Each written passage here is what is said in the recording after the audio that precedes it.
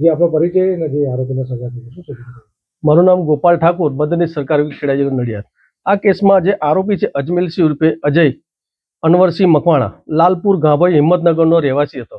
એ જે ડાકોર છે, એક ડાકોરમાં બેન રહેતા હતા, એમના જોડે સંબંધ ધરાવતા હતા, પારિવારિક સંબંધ ધરાવતા હતા. એના કારણે એમના ભત્રીજીના સંપર્કમાં આવેલો અને એની ભોગ બનનાર જે ભત્રીજી હતી એ 15 વર્ષ 11 માસની હતી.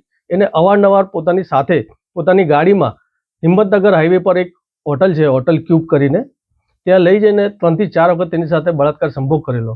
ભોગ બનનારની ઉંમર 15 વર્ષ 11 માસની જાણવા છતાં અને પોતે 31 વર્ષની ઉંમરનો હતો અને પોતે પરિણીત અને 2 બાળકોનો પિતા હોવા છતાં તેણે આવું ગંભીર પ્રકારનું કૃત્ય કરેલું.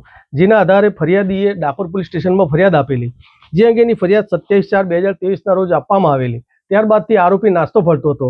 આ કામે ઇપીકો કલમ 363, 366 તથા પોસ્કો એક્ટ મુજબ તેમજ એટ્રોસિટી એક્ટ હેઠળનો ગુનો હોય આ કામની તપાસ ડીવાયએસપી બાજપાઈ નાઓ કરતા હોય. આ કામે આરોપીની ઘણી શોધખોળ કરવા છતાં મળી ના આવ્યો અને 1 વર્ષ બાદ ડીવાયએસપી બાજપાઈ સાહેબ ના હોય ખૂબ મહેનત કરી, ખૂબ પોલીસ તંત્રને કામે લગાડી એને અટક કરેલી. ત્યારબાદ આ અંગેનો કેસ એને પકડીને અટક કરેલો અને એનો કેસ આજરોજ નામદાર 3જા એડિશનલ સેશન જજ પીપી પુરી સાહેબની કોર્ટમાં ચાલી જતા આરોપીને ઇપીકો કલમ 363 મુજબના ગુનાના કામે 5 વર્ષની સખત કેદની સજા, 5000નો દંડ તથા ઇપીકો કલમ 366ના ગુનાના કામે 5 વર્ષની સખત કેદ તથા 5000નો દંડ તેમજ ઇપીકો કલમ 506(2) મુજબના ગુનાના કામે પણ 5 વર્ષની સજા અને 5000નો દંડ કરેલો છે. તેમજ પોસ્કો એક્ટની કલમ 3A45L 6 સાથે વાંચતા 20 વર્ષની સખત કેદની સજા તથા 25000નો દંડ કરેલ છે.